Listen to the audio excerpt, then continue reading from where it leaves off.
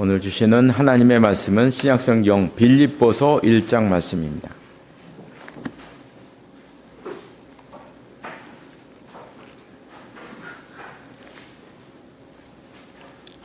신약성경 318쪽에 있습니다. 빌립보서 1장 25절에서 30절 말씀까지 한 절씩 교독하시겠습니다. 제가 먼저 25절 말씀을 읽겠습니다.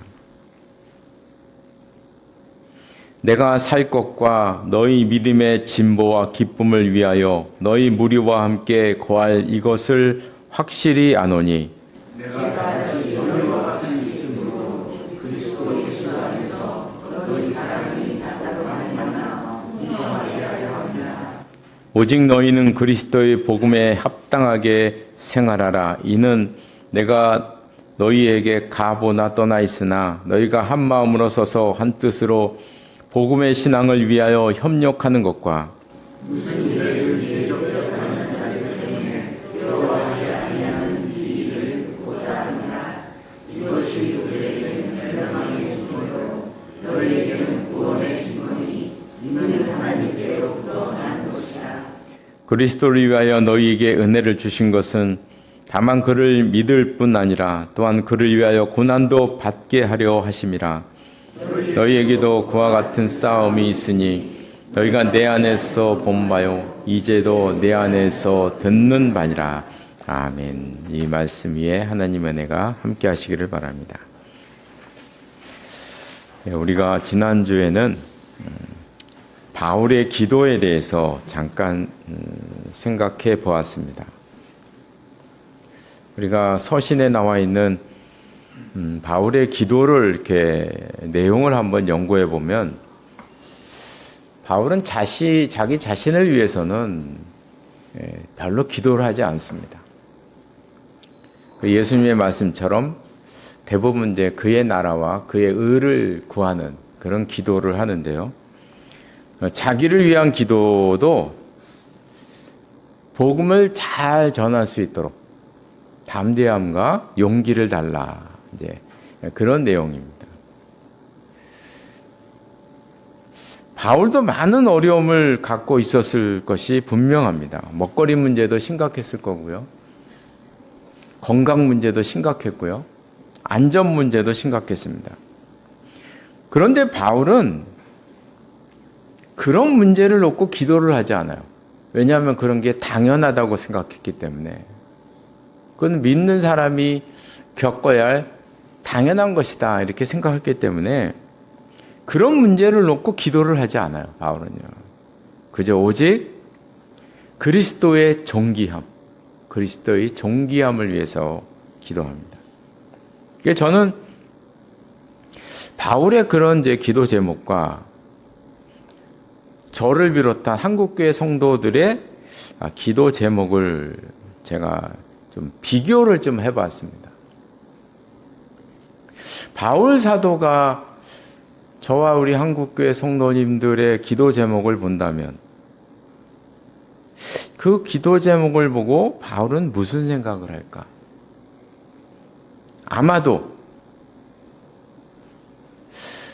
이런 것들을 위해서도 기도해야 하나? 이런 것들도 기도 제목인가? 예수님이 이런 것을 위해서 돌아가셨나? 저는 바울 사도가 그렇게 좀 의문을 가질 것들이 너무나 많지 않겠나. 아파트 로얄층 당첨되게 해달라고 주여 삼창을 하고 그러잖아요. 그죠? 네. 저 기도원이나 한번 가보시죠. 네. 그렇게 기도하잖아요. 주여 삼창이 도깨비 방망이입니다. 네. 한국교회의 도깨비 방망이에요. 도깨비 방망이가 몇 개가 있어요. 주여 삼창, 도깨비 방망이입니다. 아무데나 예수의 이름을 갖다 붙여요. 너무나 세속적이고 너무나 세상적인 것이 많습니다. 어떤 분들은 또 이렇게 얘기를 해요. 기도할 때 자세하게 해야 합니다. 예를 들어서 이제 배우자를 위해서 기도할 때 자세하게 기도하십시오. 그렇게 기도를 해요. 연봉 얼마에, 키는 몇 대, 대학은 어디 나와야 되고 어디 살아야 하고, 이거를 한 10대까지를 자세하게 써서, 정말로 이렇게 써서 펴놓고 기도하래. 이렇게 말하는 사람이 있어요. 그래서 저는, 하나님이 마담뚱가? 중매쟁인가, 하나님이? 야, 기도 제목이 중매쟁이하게 얘기하는 것과 똑같잖아요. 똑같은 걸 얘기하고 있잖아요. 그죠? 똑같은 거 갖고 얘기를 해요. 물론 그렇게 해서 그런 배우자를 얻은 사람이 있어요. 근데 문제는 뭐냐면 그런 사람들만 간증해. 무슨 얘기인지 아시겠죠?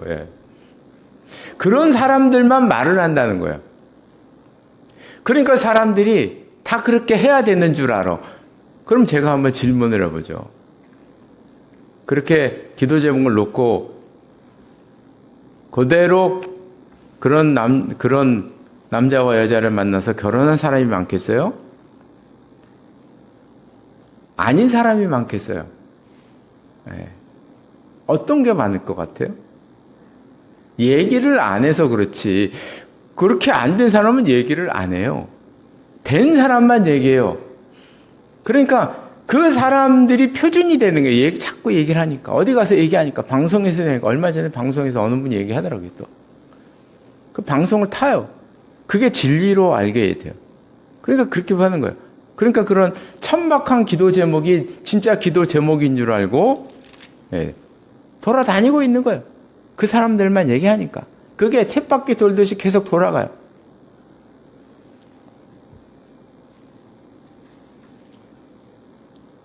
저는 이런 기사를 제가 읽어봤습니다. 유럽 청소년들에게 너가 바라는 것이 무엇이냐? 설문조사를 했어요. 유럽 청소년들, 중고등학교 아이들에게 너 인생에서 가장 중요하다고 생각하는 것, 너가 원하는 게 뭐냐?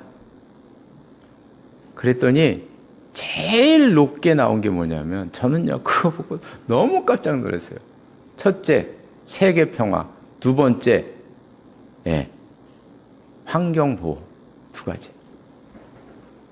전 너무나 깜짝 놀랐어요. 그게 장난으로 한 게 아닙니다. 진짜예요. 진짜 유럽의 청소년들은요, 세계 평화와 자연환경 때문에 막 애들이 가슴 친대. 그렇게 한대요. 그게 제일 소원이라고 그러고 있대, 진짜로. 나는 그 아이들 발끝도 못 따라가는 거예요. 기도 제목 보세요. 발끝도 못 따라가고 있죠. 세상에. 저는 바울을 보면서, 우리가 진짜 기도 제목을 회복해야 된다.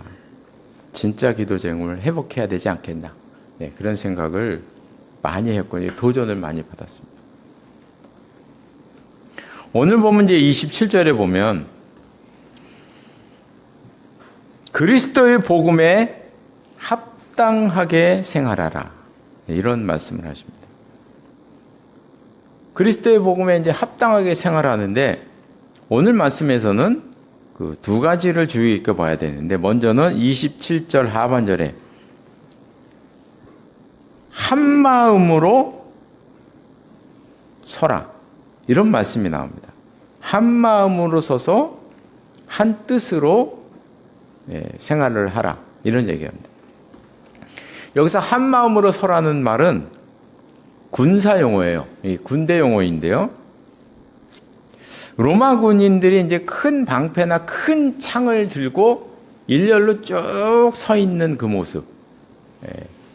그게 한 마음으로 서라는 그런 내용입니다. 아마 이제 영화 같은 데 많이 보셨잖아요. 전쟁터에서는 정말 그 적군의 그 비가 내리듯이 그 화살이 쏟아져 날라오잖아요. 그럼 막 창도 날라오고 막 화살도 날라오잖아요. 그때 이제 로마 군인들은 그렇게 하잖아요. 방패를 가지고 앞으로 쫙 막고 옆도 쫙 막고 하늘까지도 쫙 막아버리잖아요. 아무리 비처럼 쏟아져도 앞뒤 하늘까지 전부 다 막아버리니까 그걸 견뎌내는 거거든요. 방패는 혼자 있으면 별로 힘을 쓰지 못합니다. 옆에서 공격하면 막을 도리가 없어요. 방패라는 건. 그러나 방패를 수십 개 연결하면 이게 강력한 무기가 되는 거거든요. 방어 무기가 되는 거예요. 옆도 막고 하늘도 막아버리잖아요. 군사용어로 말하면 여기서 한 마음으로 서서라는 것은 이제 군사용어로 말하면 밀집장창술이라 이렇게 말을 하고 있어요. 그러니까 지금 사도 바울은 한 마음으로 서라 이렇게 말을 했는데 지금 사도 바울은 군사용어를 사용해서 로마 군대들이 방패와 창을 가지고 상대방의 공격을 막아내는 것처럼 공격하는 것처럼 너가 밀집장창술을 사용해라 이렇게 지금 말하고 있는 것입니다. 믿음의 방패를 서로 연결해서 악의 공격을 막으라. 방패는 한 개 들고 있는 것과 10개 들고 10사람이 각각 한 개 들고 있는 것과는요. 이건 게임이 다른 겁니다. 지난주에 우리가 본 것처럼 사도 바울은 지금 로마옥에서 삶과 죽음 사이에 있었어요. 진짜 내일 당장 오늘 저녁에 당장 죽을 수도 있는 상황이었어요. 총독이 죽으라 그러면 죽이라 그러면 죽는 거예요. 그런 상황이었어요. 바울은요. 다시 말하면 사도 바울의 이 옥중서신인 빌립보서는 바울의 유언이에요. 이거 다른 거를 못 쓸 수도 있는 거예요. 지금 상황이. 그 유언과 같은 거예요. 사도 바울이 지금 유언을 남기는 거예요. 빌립보 교인들이. 한 마음으로 서라. 밀집 장창술을 써라. 왜냐하면 이제 자기가 없을 거잖아요. 지금 자기가 없을 확률이 많은 거예요. 지금 죽을 확률이 많은 거예요. 그러니까 사도 바울이 염려해서 얘기하는 거죠. 부모들이 죽을 때는 늘 염려해서 얘기하잖아요. 형제끼리 잘 살아라. 이거 아니겠어요, 그죠? 너희끼리 잘 살아, 의지하고. 이거 아니에요? 네. 그럼 똑같은 얘기인 거예요. 성도들에게 너희 스스로 한 마음으로 살아가라는 얘기 지금요. 살아가라. 사실 이거는 공격할 때도 가장 무서운 공격 중에 하나인데요. 긴 창을 들고요. 쭉 서서 한 발 한 발 전진하는 거예요. 이 로마 시대의 전쟁이라는 건 별거 없더라고요, 보니까. 창 길이가 누가 더 기냐 싸움이에요. 창 길이가 누가 더. 이 창 길이를 제일 길게 만든 첫 번째 사람들이 로마 군대였대요. 그러니까 로마 군대가 이 가장 긴 이 창을 가지고 전진에 들어가는 거예요. 그 저쪽에서는 싸울 도리가 없어요. 창이 기니까 올 수가 없어요. 실제로 사형을 집행할 때도 이 방법을 사용을 했습니다. 사람들을요, 이런 공간에 저 끝에 사람들 세워놔요. 그리고 군사들이 일렬로 쭉 서서요, 창 들고 가는 겁니다, 그냥.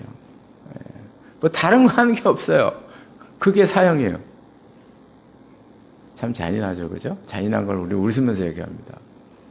그거였습니다. 지금 사도 바울은 이야기하는 것입니다. 너희들도 협력해서 전진해 나가라. 그러면 악의 세력을 능히 이길 것이다. 그래서 한 마음으로 서라는 이 말에는 지금 사도 바울이 공동체가 중요하다는 것을 얘기하는 거예요. 지금 부모가 자식에게 얘기하는 것처럼 똑같은 얘기를 하는 거죠. 내가 없어도 너희끼리 힘을 다해서 하나가 돼서 뭉쳐나가면 이겨나갈 수가 있다. 이렇게 이야기를 하는 것입니다. 두 번째로 28절 말씀에 보면 두려워하지 아니하는 이란 말이 나와요. 두려워하지 말아라. 근데 이 두려움이라는 이 용어는 말에 관한 용어라 그래요. 말. 여기에 나와 있는 두려움은 말에 관한 거예요. 두려워한다는 것은 말이 달려가다가 장애물을 만나면 주춤거리고, 이 말이라는 건, 저는 말은 안 타봤지만 말은 장애물을 두려워한답니다. 그래서 장애물이 있으면 막 달려가다 히잉거리면서 쓰는 거예요, 말이. 그래서 말 경주할 때는 제일 중요한 게 장애물 넘기잖아요. 이 말이 어려운 거예요, 이게. 장애물 넘기 어려운 거예요. 그러니까 운동 경기에도 장애물 넘기가 있는 거예요. 말은 장애물이 있으면 쓰기 때문에. 그러니까 여기서 두려워하지 말라는 것은 달리다가 서지 말라는 거예요. 장애물을 과감하게 넘어가라. 장애물을 돌파하라. 그거 무서워하지 마라. 이렇게 이야기하고 있는 것입니다. 악은 여러 가지 모습으로 우리를 공격합니다. 우리 앞에 수많은 장애물을 갖다 놔요. 이건 우리가 신앙생활하면서도 많이 겪는 거 아니겠어요? 있습니다. 그래서 사도 바울은 이야기하는 것입니다. 그런 것들을 보고 멈추지 말고 넘어서라. 넘어서라. 이렇게 우리에게 이야기하는 것입니다. 끝으로 저는 이제 29절 말씀에서 참 은혜를 받는데요. 우리에게 이제 참 현대를 사는 우리들에게 도전을 주는 말씀이죠. 그리스도를 위하여 너희에게 은혜를 주신 것은 다만 그를 믿을 뿐 아니라 또한 그를 위하여 고난도 받게 하려 하십니다. 너희가 예수 그리스도를 믿게 된 것은 믿게 되었기 때문에 너희는 고난을 받게 된다. 너희가 받는 고난은 당연한 것이다. 이렇게 이야기를 하고 있어요. 너희가 받는 고난은 저는 사도 바울이 자기 앞에 있는 고난과 어려움과 위험을 놓고 기도하지 않은 이유를 여기서 발견해요. 그 당연한 거였거든. 바울에게. 예수님께서 자기 십자가를 지고 나를 따르라고 말씀하셨잖아요. 그죠? 사도 바울은 예수님의 말씀에 충실한 거예요. 고난이 와요? 바울은 기도를 하지 않아요. 그걸 위해서. 그걸 극복하고 담대하게 복음을 전하게 해달라. 이렇게 기도하죠. 사도 바울은. 고난을 피하게 해달라. 이런 기도를 하지 않아요. 그냥 돌파하는 거예요. 바울은. 왜냐? 오늘 본문 말씀에서 그게 나오는 거거든요. 너희에게 은혜를 주신 이유가 뭐냐? 고난을 받게 하려 함이라. 이 얼마나 적극적인 얘기입니까? 고난을 받게 하려고 은혜를 주셨대요. 더 나아가서 성경에서 고난은 복이라 말씀하십니다. 우리 예수님께서도 마태복음 5장에서 비슷한 말씀을 하셨잖아요. 가난한 자가 복이 있나니, 마음이 가난한 자가 복이 있나니. 이 예수님의 이 한 절의 말씀은 세상에서 가르치는 모든 복의 개념을 다 뒤집는 말이에요. 그래서 학자들은 가난한 자가 복이 있다는 요 말을 도대체 누가 세상에서 제일 먼저 했나를, 그 예수님께서 어떤 말을 듣고 하셨는지 그걸 파악하기 위해서 전 세계의 모든 고전을 아무리 뒤져봐도 가난한 것이 복이 있다는 말씀을 한 사람이 역사상 단 한 사람이 없었어요. 예수님 이후로. 예수님 이전에 단 한 사람이 없었어요. 그래서 학자들은 그 모든 자료를 다 뒤지고 연구해 내린 결론이 가난한 자가 복이 있다는 말을 역사상 최초로 한 사람은 예수님이다. 예수 그리스도다. 이렇게 얘기를 하는 거예요. 예수님이 최초로 한 얘기예요. 가난한 자가 복이 있다. 세상의 모든 사상은 가난을 저주라고 가르쳤습니다. 고난은 죄의 결과여 나쁜 것이라고 가르쳤어요. 그런데 우리 예수님께서는 그걸 확 뒤집으셨어요. 가난이 복이다. 고난이 복이다. 구약 성경에도 나오잖아요. 고난이 복이다. 그런데 많은 신앙인들이 고난과 가난은 저주라고 말을 합니다. 건강에 이상이 생기거나 물질에 이상이 생기면 영혼에 문제가 있다고 생각을 해요. 믿음이 없어서 병이 생기고 사업이 안 된다고 이야기를 하고 있어요.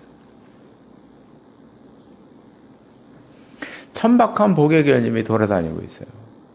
분명히 예수님께서 가난이 복이라고 얘기하셨고, 지금 사도 바울도 말씀하셨잖아요. 너에게 은혜를 주신 게 고난도 받게 하려 함이라. 세상에 이렇게 적극적인 말씀이 어디 있어요? 고난 받게 하려고 은혜를 주셨대요. 세상에 이런 말씀이 어디 있나요? 이렇게 지금 말씀하고 있는데, 성경에서는 분명히 이렇게 말씀하고 있는데, 아니 왜 도대체 교회에서는 믿음이 없어서 병이 생겼다고 그러고 사업이 안 된다고 얘기할까? 왜 이런 말도 안 되는 예수님의 말씀과 바울의 말씀을 이렇게 정면으로 위배하는 말을 이렇게 스스럼 없이 할 수 있나? 어떻게 교회에서 그런 말을 하는 사람을 믿음이 좋다고 어떻게 얘기하는지 이해가 안 가잖아요. 그죠? 이런 이론들이 생기는 이유는 간단합니다. 아주. 제가 이것 때문에 전 진짜 많이 생각을 하고 연구를 했어요. 그 이유는 아주 간단한 거예요. 복을 내 중심으로 생각하기 때문에 그런 것입니다. 복을 사람 중심으로 생각하면 이런 결론이 나요. 사람이 무조건 잘 되는 게 복이고 사람이 안 되는 게 무조건 저주가 되는 거예요. 왜요? 사람 중심으로 하니까. 그래서 병과 실패는 무조건 나쁜 게 되는 거예요. 부와 명예는 무조건 복이 되는 거예요. 왜요? 사람 중심으로 생각하니까 그런 결론이 날 수밖에 없는 거예요. 그러다 보니 기도할 때도 세속적인 기도 제목을 나열하면서도 그렇게 하라고 가르치는 거예요. 그걸 당연하게 생각하는 거예요. 주여 삼창을 막 아무 데다 갖다 붙이는 거예요. 막. 그러면서도 기도 열심히 한다고 말하는 거예요. 왜 그러냐? 이 복의 개념을 다 사람 중심으로 갖다 놓으니까 세속적인 게 복이 되는 거예요. 저절로. 그러니까 그쪽으로 빠져나가면서 믿음을 그런 쪽으로 해석하고 적용하고 그렇게 살아가게 된다는 것이죠. 그러나 하나님이 중심이 되시면 완전히 달라지게 되죠. 내가 병에 걸려도 병 때문에 하나님께 가까이 가면 그러면 병이 나에게 은혜가 되는 거죠. 내가 사업이 좀 안 됐어요. 그것 때문에 하나님께 가까이 갔어요. 믿음을 갖게 됐어요. 그러면 그 실패가 나에게는 복이 되는 거예요. 연약함이 왜 나에게 복이 됩니까? 아까 영상에서 보셨잖아요. 그렇죠? 연약함이 왜 나에게 복이 됩니까? 그것을 통해서 하나님께 가까이 가기 때문에, 가까이 갈 수 있기 때문에, 그것이 하나님께 가는 통로가 되기 때문에 연약함이 나에게 복이 되는 거예요. 그것을 발견하는 자는 일어나는 거죠. 거기서 믿음으로. 그래서 내가 하나님 중심으로 생각하느냐 안 하냐는 완전히 나의 생활이 나의 생각과 나의 생활을 다르게 만들어요. 믿음의 형태도 다르게 만들어요.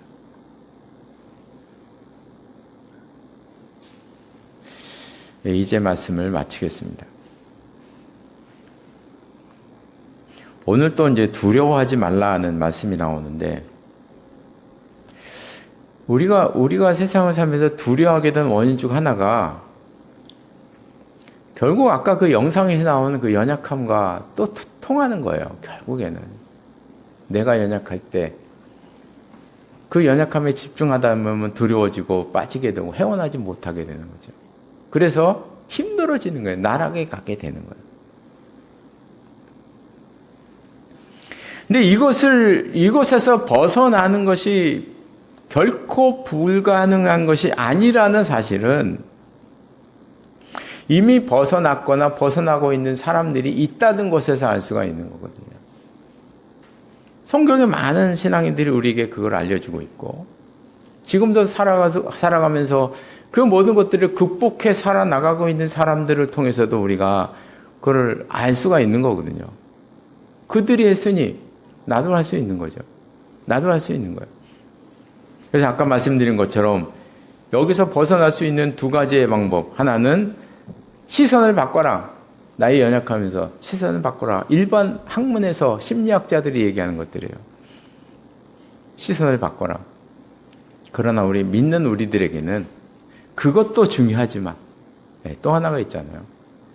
하나님의 사랑하심이 나에게 있다. 이 놀라운 사실. 하나님 중심으로 우리가 생활을 하고 생각을 할 때 나의 연약함이 도리어 하나님을 찾아가는, 하나님을 찾는 나의 복이다. 이건 세상 학문이 우리에게 알려주는 게 아니에요. 연약함이 나의 복이다. 이런 얘기는 우리 신앙인들만 할 수 있는 얘기거든요. 승리의 메시지거든요. 그래서 이 승리의 메시지를 우리가 발견하며 살아가는 우리 모두가 되시기를 바랍니다. 기도하시겠습니다.